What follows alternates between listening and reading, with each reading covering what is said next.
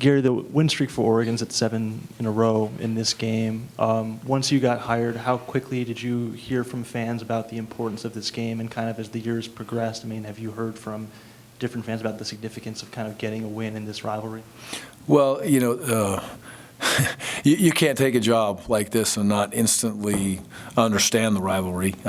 If you know anything about college football or college athletics in general, I would say you're going to know. But as you go around and understand it, there's I've spent many years of my life in coaching and playing and growing up in a heated rivalry, and many times I've been told the same thing. Well, doesn't matter what happens, Coach, just win the last one of the year. And, I guess some people feel that way. But it's a big-time game, but fans are passionate about it, which we all know. So it's awesome to be part of games like this, because when you don't have rivalries, you're going to try to make a rivalry. If you're in a program where you don't really have a true rivalry, if you're in a program where there's 4 or 5 rivalries, it just loses its edge, in my opinion. So if you have one rival, it's pretty special. When Vernon Adams plays and he's healthy, I think they've won all their games. They look like one of the best offenses in the country. Yep. Just some of your thoughts from what you've seen of him and what he means, what challenges he presents to your defense. Well, Vernon now seems to be I'm sure exactly what they envisioned at the beginning of the season. He's completely at peace with the offense. His ability to scramble is impressive and keep his eyes down the field and make big-time plays.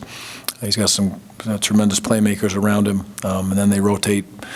A couple, 3 of those backs that come through there are special players. So their offense is firing on all cylinders, and I don't look at a weak point. And if you can see that and watch them right now, it's obvious. Look at the offensive line, look at the tight ends, all the way through, wide receivers, quarterback, running backs. They're very talented. But if you look we studied the Utah game very, very closely, and Vernon, he was hampered in that game. Obviously, he tried to play, got it out, had a glove on. I don't know the ins and outs of the injury, but he was not the same young man that he is today. And so obviously he's got himself back to where he feels 100% and at very at peace with the offense. And the surrounding people around him feel very comfortable with him being in there. So it's running on all cylinders. You want to do everything you can in this game to keep the ball out of the Oregon's hands as much as possible, and those are some tactics we are going to have to use in this game, and a lot of people have, and it's been a little bit effective.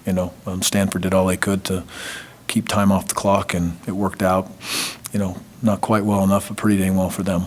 Can you talk about Royce Freeman and where he fits in with some of the other running backs? I mean, they talk about all the great quarterbacks in this league, but there's some great running backs too, and he's a pretty beefy guy along with the speed. What do you think about the challenges there? Yeah, I hope the word beefy doesn't upset him. So he's a big dude, that's for sure. He's a great running back. He can do it all. He's physical.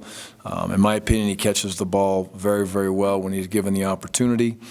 He wants to be physical in the protections when they ask him to be, and he can run it in between the tackles. A lot of their run plays are based off just zone play, just the zone play and the zone blocking. But they want to be physical, and it starts up front with the offensive line. They're not the offensive line that just runs sideways. They're going to latch onto you and get some double teams when you can and let the backs get downhill. But he's a tremendous back. I don't see a weakness.